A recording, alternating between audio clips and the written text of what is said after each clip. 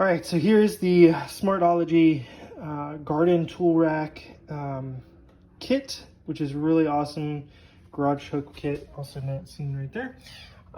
So they have these grooves and these little mounting plates here, as you can see right there, and they are able to connect through to this. So you basically hook it in and you can slide it across in the wall, which is really nice. Comes with a bag of screws and anchors. This is what the screw looks like out of the packaging.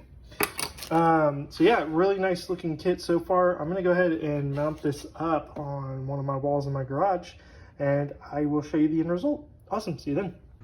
All right, so here it is, fully installed. Super simple to install. They give you guiding holes here. So I just put a level like right up here. And obviously I kind of moved it around, but it's okay. But you put a level up there, you mark your holes and you drill. Makes it super simple. These are really strong and very durable. I'm putting most of my weight on there. So really nice hooks. Really excited to be able to use this. I've got a lot of tools in my shed that are taking up space, and I would like to be able to hang them in my garage here. So obviously this is only one. They give you like 5, so I can keep going on this wall here, which I will most likely do, but I wanted to get this at least filmed and put up.